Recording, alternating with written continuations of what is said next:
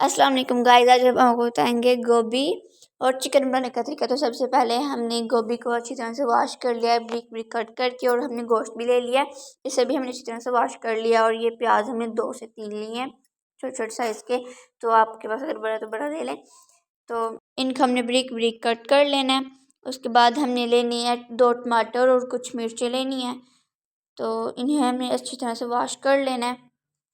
आज की रेसिपी बहुत ही मज़ेदार और स्पेशल है।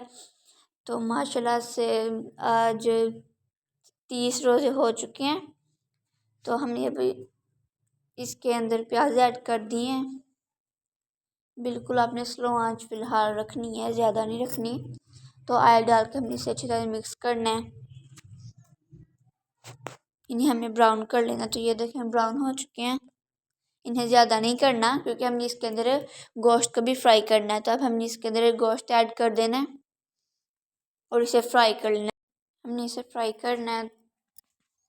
जितना आपके पास गोश्त आपने डालना है तो डाल लीजिए। अगर आपने गोभी अकेली बनाई तो गोभी अकेली बनाने की भी आपके साथ शेयर की जाएगी।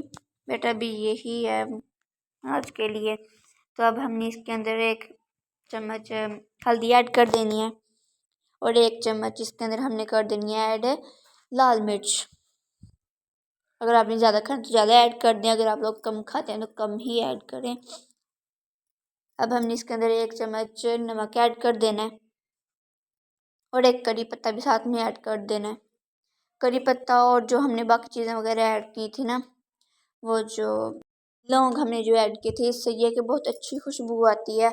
अब हमने इसके अंदर जो टमाटर थे हमारे पास, इसको हमने ब्रिक ब्रिक कट कर लिया था। अब हमने इसके अंदर अच्छी तरह से डाल के इसे अच्छी तरह से मिक्स करना है कि जो इसका अच्छी तरह से मिक्स मसाला बन जाए, एक मिक्सचर बन जाए।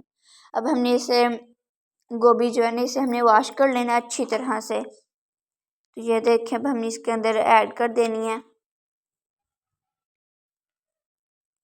अगर आपके पास ज़्यादा तो सारी ऐड कर दें। तो हमारे पास दो से 3 हमारे पास इसके फूल थे, तो हमने सारी ऐड कर दी है।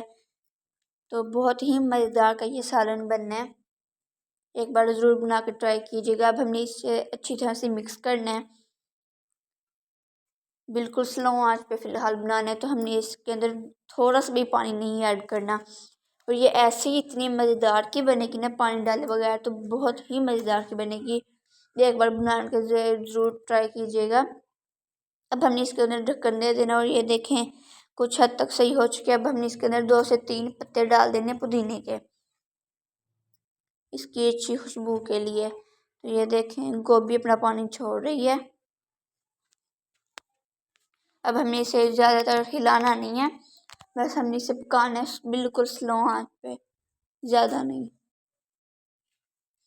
तो ये देखिए माशाल्लाह से कितना अच्छा बना है अभी तक। तो ये आपकी इसकी फाइनल लुक ज़रूर देखिएगा। बहुत ही मज़ेदार का सालन बना। थोड़ी इसकी इतनी ज़्यादा अच्छी खुशबू आ रही है ना, आपको बता नहीं सकती मैं। बहुत ही ज़्यादा मज़ेदार का बना था। तो एक बार ज़रूर ट्राई कीजिएगा बना के। हमारे चैनल को सब्सक्राइब कीजिएगा ताकि मेरी आने वाली हर वीडियो आप तक आसानी से पहुंच सके। और मेरी वीडियो को ज़रूर लाइक कीजिएगा। कमेंट में ज़रूर बताइएगा कि मेरी वीडियो आपको कैसी लगी। और आप सबको जो ये मेरी वीडियो देख रहे हैं, आप सबको मेरी तरफ से एडवांस ईद मुबारक।